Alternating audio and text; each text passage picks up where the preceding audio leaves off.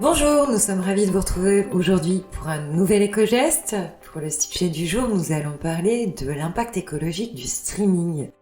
Alors c'est un sujet qui est régulièrement discuté dans les médias, avec des études qui annoncent souvent des chiffres pharaoniques qui ont tendance à nous faire peur, ou en tout cas nous font blêmir, ça c'est sûr. Alors qu'en est-il réellement de l'impact écologique du streaming ? Nous nous sommes intéressés à ce sujet.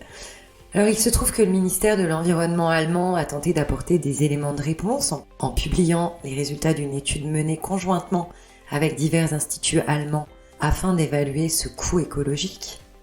Et selon les résultats de cette étude qui a été publiée en septembre 2020, la transmission par la fibre optique serait la plus efficace et la plus respectueuse de notre environnement.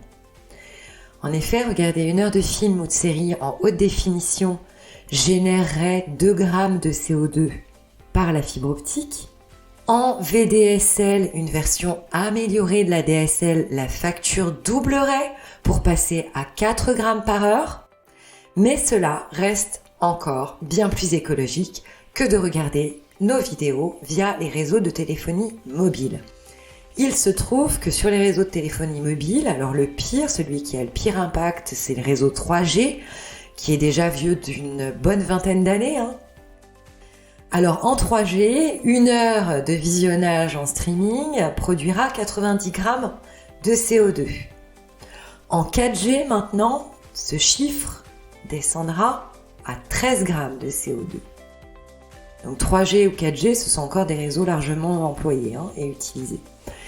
Et enfin, avec la 5G, donc qui est la technologie la plus récente et celle qui est actuellement en cours de déploiement, c'est encore là qu'on a l'impact le plus minimum avec les réseaux de téléphonie mobile, puisque 1 heure de visionnage produira 5 grammes de CO2.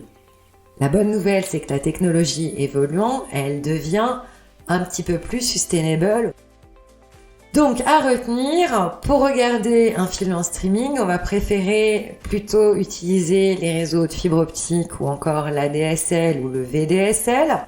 Et enfin, nous on a même pensé à une alternative complètement autre qui nous reposera des écrans au moins le temps d'une soirée et qui aura un impact totalement neutre. On va vous proposer de passer aux jeux de société. On est certain que vous en avez plein vos placards, au moins des jeux de cartes, peut-être des carums, des jeux d'échecs, un bon vieux Monopoly. Voilà, autant de bons moyens d'occuper votre soirée, nos soirées, avec un impact totalement neutre. Nous vous souhaitons une bonne fin de journée et donc une bonne soirée, peut-être loin des écrans, on vous le souhaite. Ce sera toujours ça de prix et nous vous retrouvons demain pour un nouvel éco-geste.